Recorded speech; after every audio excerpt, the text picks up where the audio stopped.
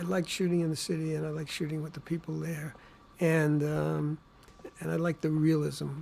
The movie lent itself towards a look. It sort of gave itself its own look in the writing. It definitely was going to be a challenge. Hey, how am I supposed to see what you... Holy God, what do you want? I'm taking your train.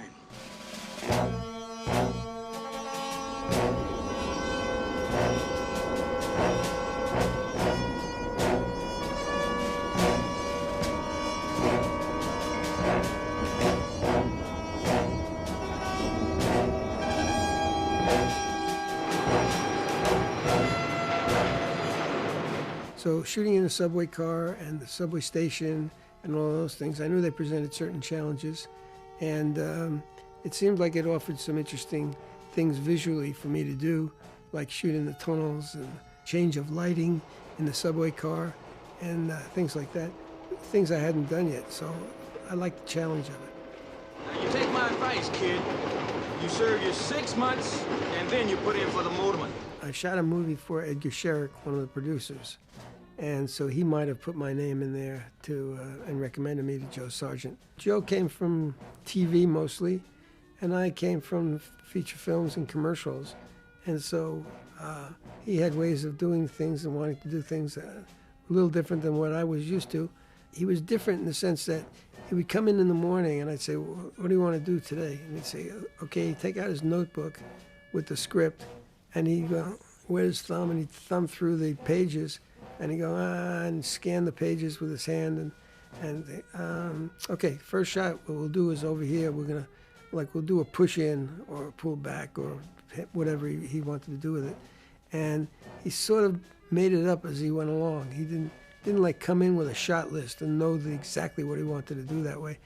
Sometimes we'd dolly in and tilt down, or tilt up and dolly back, or tilt up and push in, and so I got used to it and got to know what Joe wanted, and so we blended it all in and made it work.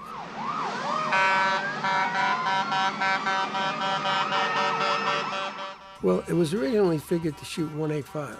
Since I had shot in the subway on French Connection and being a New Yorker and traveled the subways a lot, I thought this would be perfect in anamorphic ratio, which was 2:3:5 to 1. So I took two Panavision cameras, side by side, went down to the subway station and set the cameras up with the same lenses and shot at the same time. The same subject, people coming and going and getting in and out of cars, and then going on the trains and inside the cars and try to shoot wherever I could. And then we screened them the next day, comparison.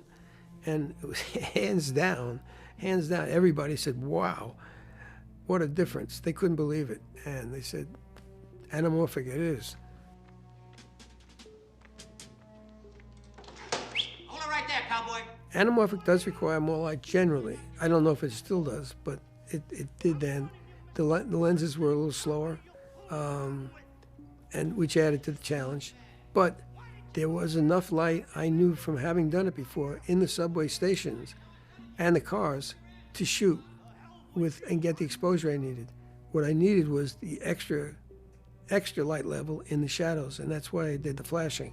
And flashing is taking a piece of film and pre-exposing it to light, or exposing it to light, and what it does is it adds an area of a level of density to the shadow area of the film. Because before you might have bright highlights and then deep shadows, and you wouldn't see into the shadows. Now you could see into the shadows. And I know that's what I needed to do, is be able to see into the shadows, because I was going to be working at such low levels. So it really helped.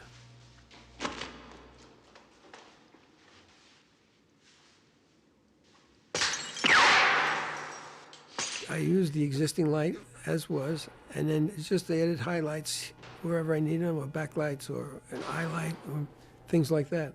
What we had to do is every night after we wrapped, we had to break down any lighting we had and clear the track and clear everything out of that area. Well, to go into big lighting setups and then have to do that every day would have been disastrous. So this way we were shooting with existing light, except for a few small lights on stands where we needed them for each shot. So I could actually work with existing light. And the way I solved the tunnel was we changed the bulbs in there because we let the bulbs on just the way they were. I switched them all to 250 watt photo floods, and then, which were really bright. But then to kill some of that brightness as far as the reflections in the lens, we sprayed them with what we called streaks and tips. It was a hairspray, and we just spray the center hot spot out of it, and then let the light itself light up the area around it. So I had to use very little light in the tunnels.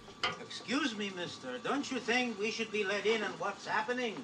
What's happening, sir, is that you're being held by 4 very dangerous men armed with machine guns. I always tried to get people I had worked with before and that had experience, and I had experience with, and whose work I liked. And that's who I would try to use all the time. Dick Mingalone was my camera operator, my main camera operator that I remember. And Jack Priestley, who I did know, I used on an extra camera, and Jack shot the second unit. And Jack had been the director of photography on the series Naked City for many years. My camera assistant was the one that worked with me all the time, Tom Priestley Jr., and Gary Muller was his second assistant. So it was my regular focus pulling crew, so I knew their work very well. When I had control over the scenes, we'd set up baby juniors and little inky dinkies and very small lights, and I would usually use them for a highlight or a backlight or a kick light someplace. The command post was built on a stage. That was where Walter Matthau was. That was all built on a stage up in Harlem. Once we turned on the lights, when he had them in, which were fluorescents, I didn't have to do anything the whole time. I'd take a white card and reflect it in the face or something for fill light if I needed it. But other than that, we'd come in the morning, turn the switch on, and we're ready to shoot.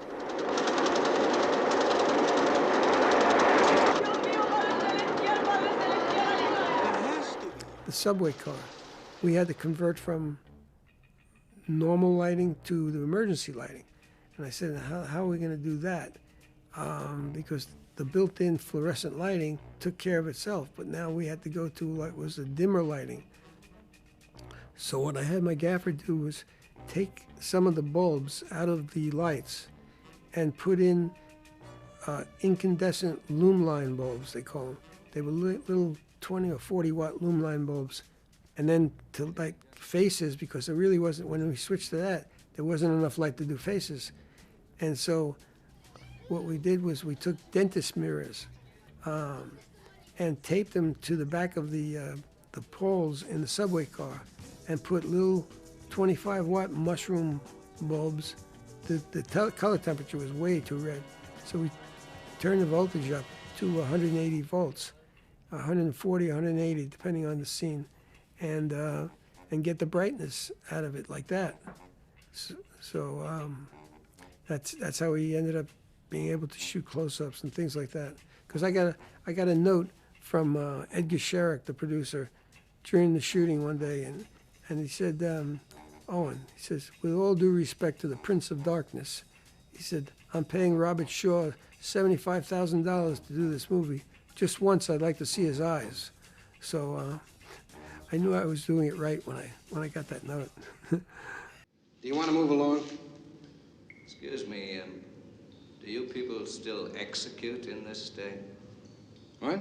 Oh, execute. No, not at the moment. Pity.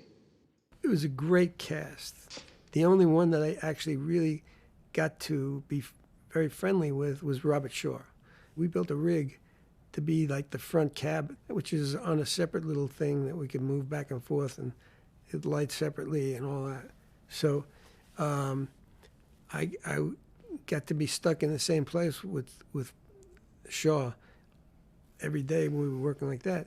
And we'd strike up a conversation, and somehow we got on the subject that he loved to play table tennis and that he was a good table tennis player. So I said, oh, that was great because I am pretty good myself. And so we had the prop man, got a table tennis table and set it up on the station in an area where it wouldn't be, it would be out of the way. And every day at lunchtime, Shaw and I would play table tennis. And we had a lot of fun doing that, a lot of fun. Frustrated him, then he couldn't beat me, but we had a lot of fun doing it. Inspector, that short move they made between 28th Street and 17th Street, why'd they do that? I don't know. I've only been back to New York a couple of times. I shot another movie there in the early 80s. That was only 10 years later, or less than 10 years later. I shot Tootsie there. And since then, I really haven't been back to New York much other than to visit family once in a while. So when I saw it now, looking back in the 70s, I said, boy, that's just the way it was. I remember it. I remember the feel of it, the grime, the smoke, the atmosphere. And I thought we really did a good job of making it look like that. And so I was really happy about seeing it after all these years. I gave myself an attaboy when I watched it. When I was first contacted about doing this, I thought, well, this is a movie that I really know I had a lot to do with, the way it came out. And so I was really interested in doing this because I felt like I had more opportunity to contribute to this film visually than most any other. My theory is every shot is a challenge, and no two shots are the same. And you just have to approach them and solve them. Gesundheit.